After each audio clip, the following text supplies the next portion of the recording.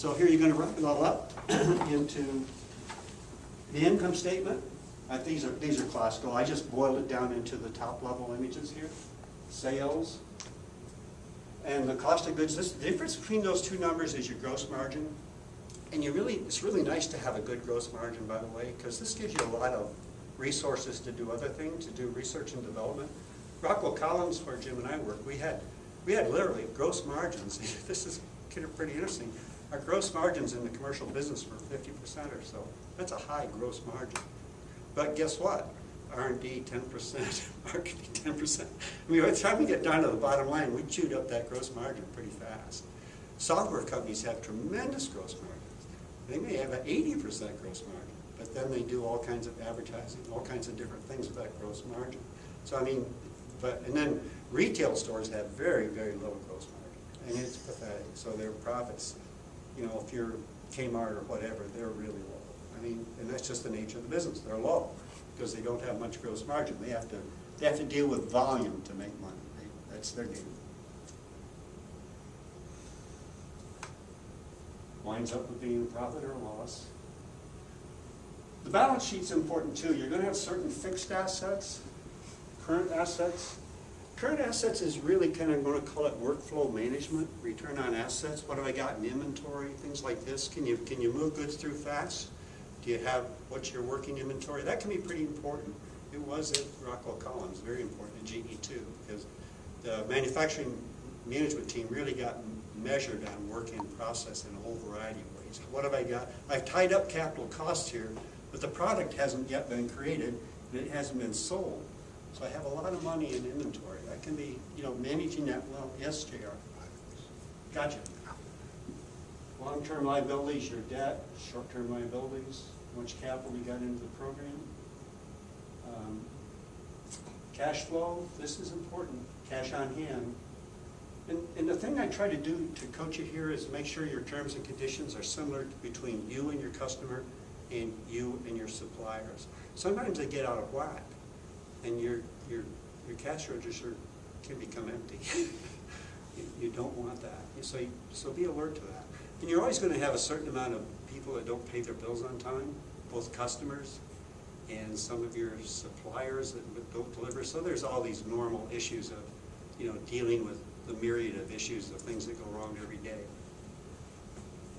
So anyway, I put these cells together not for this class, but for some clients I had who were struggling with our 31 pages, which brought them down to a lot of detail. And I'm not saying the detail wasn't necessary, but sometimes they got lost in the details. They started filling out forms rather than thinking about these subjects, so that they lost, to some extent they lost the vision, they lost the competition, and they lost the market as they were filling out forms. And so the purpose I put these together was get out of the forms and stay up here, and then once you're confident up here, you can dive into the necessary details. So that's it. Any questions?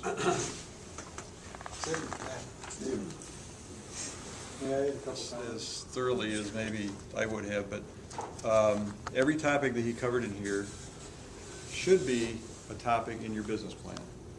I mean, he wasn't just ranting on about this and then going to that and going to that. Every one of those topics should be covered in your business plan. It's a requirement. Some are going to be in a lot of detail, some are going to be in just a small amount of detail. So that's one thing. All of that stuff needs to be in the business plan somewhere. And then you should be asking, well, why do I need all that? Vern's comment early on was that if you want to go borrow money from a bank, they're going to want to see a business plan. They're going to want to see that detail. They're going to see your income statement, your balance sheet, your cash flow analysis for the future. But that's not the most important reason for doing a business plan. In my mind, the important reason, especially when you're starting a business, is so that you have thought through all those questions. So you've thought through all those topics, and you have a roadmap in front of you then that says, this is how I'm going to open my business, this is how it's going to operate, this is the kind of profitability I can expect, at least starting out, because it's all a big guess. The numbers are never going to be totally accurate. They're going to be your best guess based on what you know about the market, based on what you know about your costs. But if you don't have that roadmap in front of you, then you have nothing to measure yourself by, and you don't know whether you're being successful or not. I agree, Right? agree completely with Jim. The primary customer of your business plan is you. In a way, in a sense, that's what. It's not Jim for the said. loan officer necessarily. It's really, if you go through this pain and agony of putting this thing together, and, if you're gonna do the full board, a good business plan may take 6 months to actually put together. It may take you that long to thoroughly think through all the possibilities, all the questions that you should be asking yourself. Am I ready to open this business? Do I understand what the competitors are gonna do when I do open my doors? How do I react to the competitors? Why are customers gonna come into my front door or call me up on the phone or look at my website, whatever it happens to be?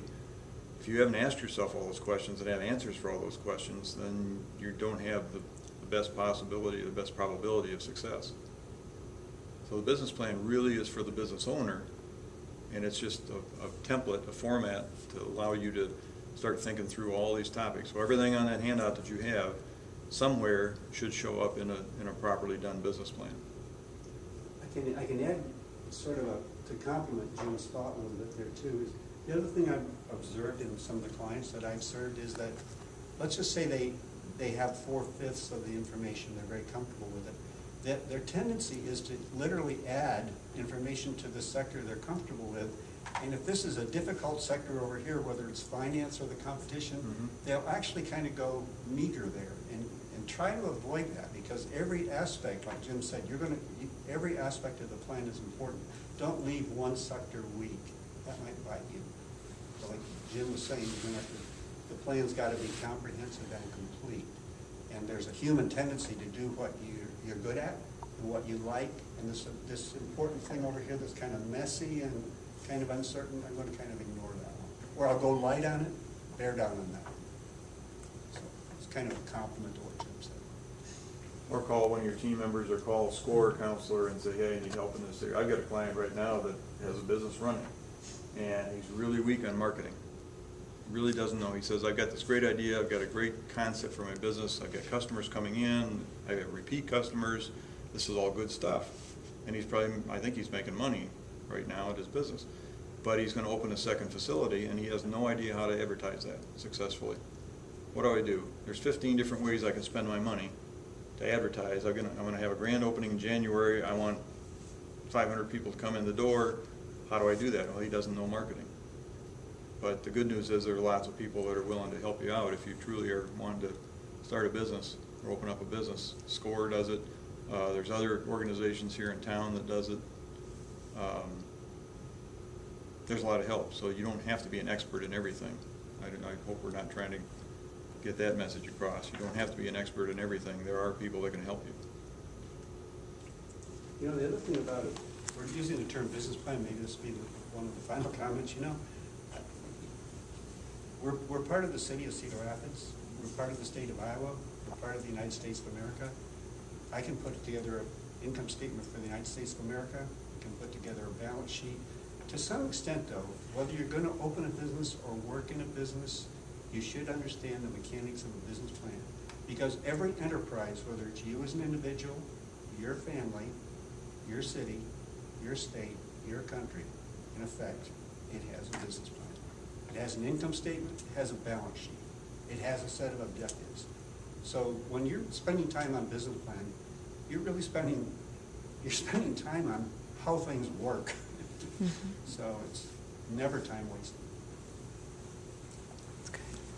Jim, anything else? Nope. Dana, you have anything to offer?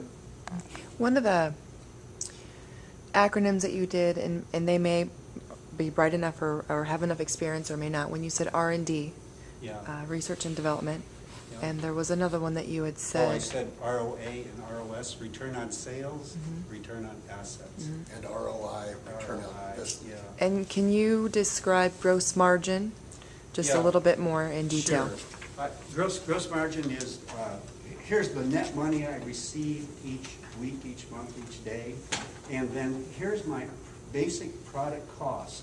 It doesn't include my research and development. It doesn't include the sales and service. It doesn't include my business overhead. It's just the margin between this that went into this product right here and what I received for it.